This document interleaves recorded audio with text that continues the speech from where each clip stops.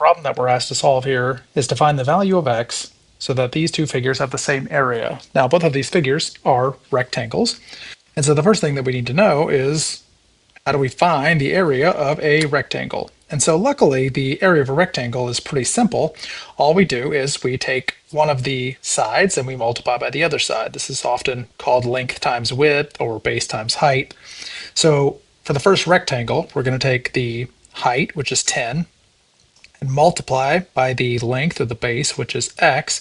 So the area of this first rectangle is just going to be 10x. Easy enough. Now the second rectangle is a little trickier because its height is only 6, but its base is a little more complicated. Its base is a 3 and then also an x. And so the way we're going to write that is 3 plus x. Now the way that I've written it here is incorrect. And the reason that it's incorrect is because I'm just doing 6 multiplied by 3, and 3 is not the entire base. The entire base is 3 plus x.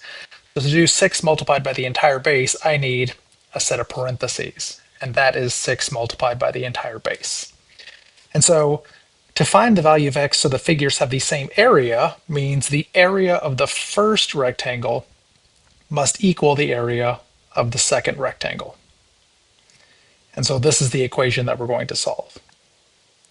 Well, on the left side of this equation, there's not a lot of work for us to do. It's just going to be 10x, but the right side of the equation does have some distributive property for us. So let's go ahead and do that. We'll do 6 times 3, which is 18. And then we'll do 6 multiplied by x, which is 6x. And in the middle, we've got this plus symbol. So 10x equals 18 plus 6x. So we've got a variable on both sides of this equation. Our goal is going to be to get them both on the same side. And the easiest way to do this is going to be by subtracting 6x on both sides. That'll make sure we end up with a positive x. This is the subtraction property of equality.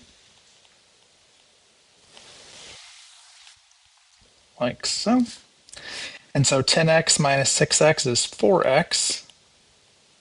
And then the 6x's, of course, will cancel, leaving us with just 18.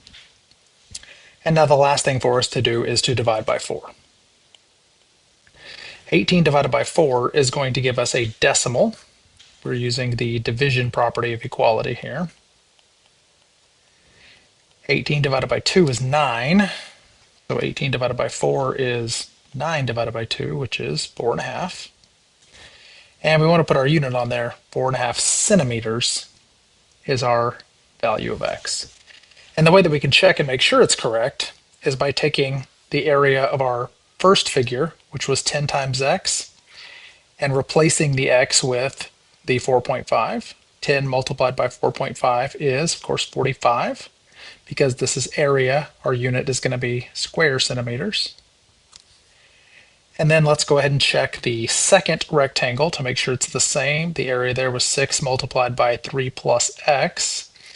And we're going to replace the x with 4.5. So this will be 6 times 7.5. So 6 times 7.5 without a calculator is a little tricky. So let's do some distributive property shenanigans here and separate that into 7 plus 0.5. 6 times 7 is 42. And 6 times a half means half of 6, which is 3. And so that is also 45 centimeters squared, verifying that the value of x is, in fact, 4.5 centimeters.